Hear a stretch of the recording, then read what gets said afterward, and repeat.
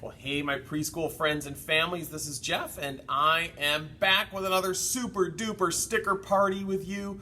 Parents, this is week number 4 of our super duper sticker party, and so I've got some materials for you to help your kids engage in this preschool experience. I have our Bible story picture, and I have a picture of the stickers. If you were here on a Sunday morning, if we were all together again, we'd actually print these on stickers for the kids, but we're not here, you know that. So I've got these for you. You can cut these out and then use tape or glue. I've got some glue stick right here to glue these to the picture at the right time. I'll have these in the comments on our JC Kids Facebook page, and I'll also email this to all of the parents who have attended here at Journey's Crossing. And with that said, hello, my preschool friends. It is going to be a super duper day because we are going to have a super duper sticker party. And during our party, we're going to use stickers to help tell our Bible story. And today's true Bible story is going to teach us a new big idea today. It is this: Jesus wants to be my forever friend. That's a really true and really important big idea, and I want you to say it along with me. Jesus wants to be my forever friend. Let's all say that together on the count of 3. 1, 2, 3. Jesus wants to be my forever friend. And that is very true. Jesus wants to be my forever friend, but he wants to be your forever friend too. And I've got a Bible verse that's going to help us remember that.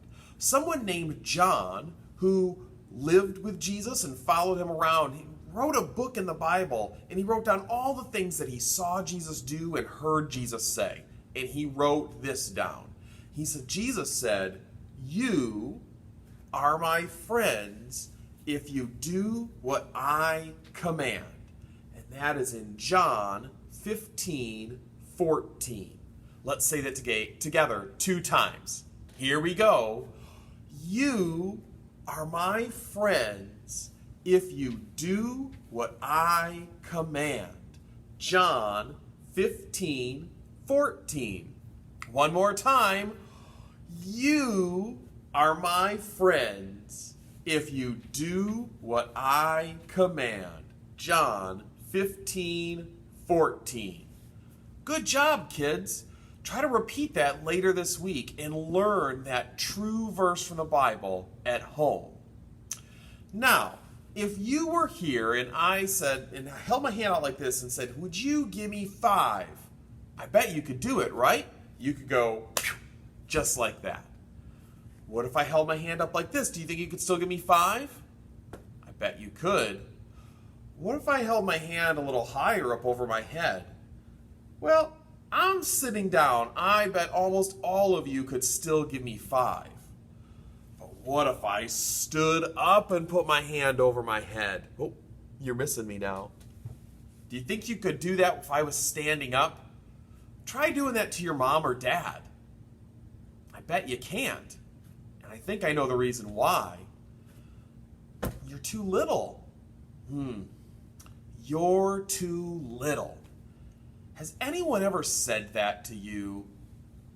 I bet they have. It doesn't always feel good, does it? But it reminds me of today's true Bible story, because there is a man in our true Bible story who is too little for a lot of things. But he learned that there's one thing that you're never too little for. You're never too little to be a friend of Jesus's. Now, if you're ready to hear today's true Bible story, I want you to clap your hands 3 times. 1, 2, 3. Oh, I'm glad you're ready. But to tell our true Bible story, we need to get out our Bible. And for that, we need our special Bible words. It's true, the Bible is true. Are you ready? Let's say it together. It's true, the Bible, it's true. Is true. And I've got my special red bookmark, just like always. And I'm going to open this up, and it is this page that is green right here. See everything going on there? There is a whole crowd of people. I see Jesus in that crowd. And I see someone up here who's climbing the tree. This sounds exciting. Now, before we tell our Bible story, you need to get a couple things out. You need your Bible story picture, and you need your stickers, and you need something to tape them on there. So I've got some glue for mine. And I'll tell you when to put the stickers on. Here we go. In the Bible, there was a guy named Luke. And Luke, he also wrote down all the things that he found out that Jesus said and Jesus did. And he wrote about a man named Zacchaeus. And Zacchaeus was very short. But we need to get Zacchaeus in our picture. He's up here, and Zacchaeus is this guy right here. So let's stick this guy right on the number 1. I've got my glue right here.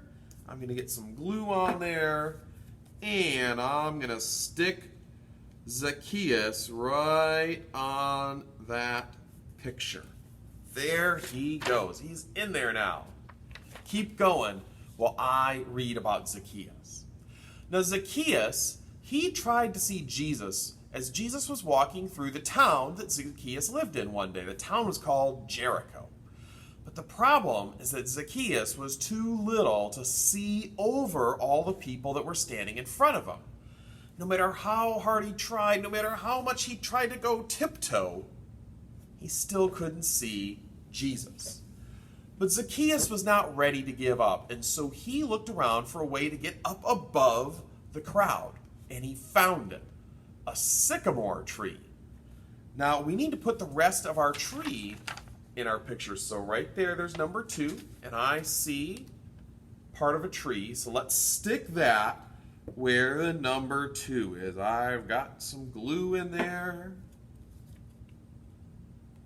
And I'm going to stick that part of the tree right in there. There's mine. And you can keep working on it as I keep telling the story. So Zacchaeus, he climbs and he climbs until he's way up at the top of this tree and he can see over everybody. That's pretty clever. Now, as Zacchaeus held tight to those branches, Jesus walked by. And we need to get Jesus in our picture too. Jesus is going to go right where the number 3 is, and he is this guy right here. So let's get Jesus put in there. I've got some glue for Jesus. Whoever thought we'd be gluing Jesus' head somewhere today? All right, I've got Jesus in mine. You keep working on yours. I'm going to tell you what happened. So Jesus is passing by, and he reaches the sycamore tree, and he looks up, and he sees Zacchaeus up there. And Jesus had never met him before, but he looked up and said, "Zacchaeus, come down from that tree. I need to go to your house." Wow. He knew Zacchaeus' name, and he wanted to meet him. That's amazing. Now, when the people in the crowd heard that Jesus wanted to stay with Zacchaeus, do you think they were happy, or do you think they were sad?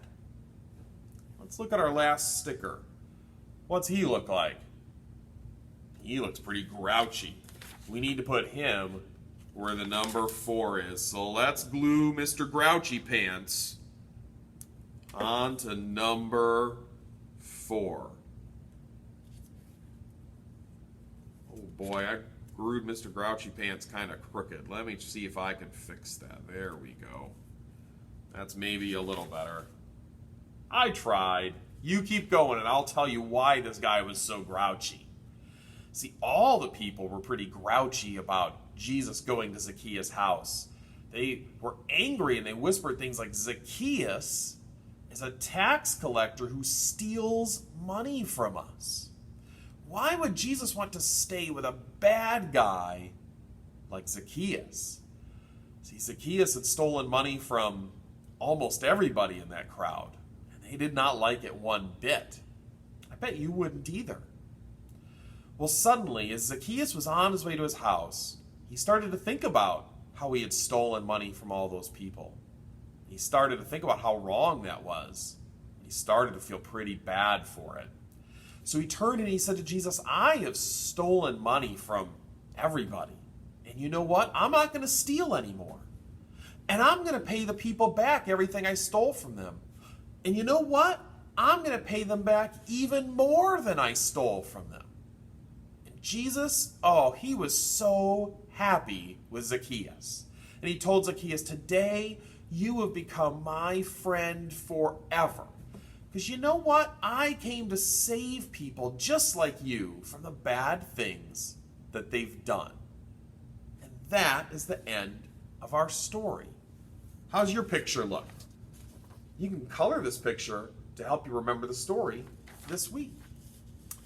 Now, even though Zacchaeus had done some pretty bad things, Jesus still wanted to be friends with him. Jesus wanted to be friends forever with Zacchaeus. And you know what? He wants to be forever friends with us, too. Now, we're all kind of like Zacchaeus. Now, we probably haven't stolen money from people, but we all do bad things sometimes. And those bad things are called sin. Can you say that word with me? Sin. Ugh, that is an icky word. Now, let's take a look at this. This cup right here, it's all nice and clear. Oh, look, it makes my face look funny when I hold it in front of it. This kind of represents what our heart can look like. And this right here is sin. What are some wrong things that kids can do? Kids like you? Well, I bet there's been times when maybe you've disobeyed your parents, right? That's not the right thing to do. So we'll just drip a little in there. Ooh. And you know what? Sometimes when you're playing with a friend, you might get angry with your friend and you might call them something that's not real nice. We'll just drip a little more in there. Oh boy. Yikes. That's not so good looking anymore, is it? And you know, maybe sometimes you get kind of greedy with your stuff and you don't want to share it with anybody. Oh no, that's more. Look at how icky that looks. Now it doesn't look so clean. It doesn't look like you'd want to drink it. Ew, it kind of smells icky too. And that can be what our hearts look like when they have sin in them. This is what God might see when he looks at our heart. Does it look real nice? Really doesn't. But there's really good news. See, this sin keeps us from being friends with God, but God still wants to be our friend, so he sent his son Jesus. And Jesus came to earth, and one of the things Jesus did here is he died on a cross. He died to take the consequences of our heart looking like this. And then Jesus came back to life. Because he wanted to take all of these sins away from us. And he wanted to make our hearts look right again. So if we believe in Jesus, and we believe all the things that he did while he was here on earth, and we follow him, well, it's like this again. Our hearts can look like this again before God. Isn't that amazing? I think it's pretty cool. Every time I do this, where I put some icky stuff in there and then pour a little bit of Jesus in, I'm amazed at how great it looks again. You see, if you love and follow Jesus, your heart can look again like this water, all clean and clear of sin. And best of all, you can be friends with Jesus now, and you can live with Jesus forever and ever and ever. Not just for a little while, forever. Because you know what? Jesus wants to be my forever friend, and he wants to be your forever friend too. I'm so glad that we get to share about Jesus here in church, because I really want to be friends with Jesus forever with you. Oh, that'll be so cool. I hope you have a great week, kids, and I can't wait to see you again soon. Bye-bye, everybody.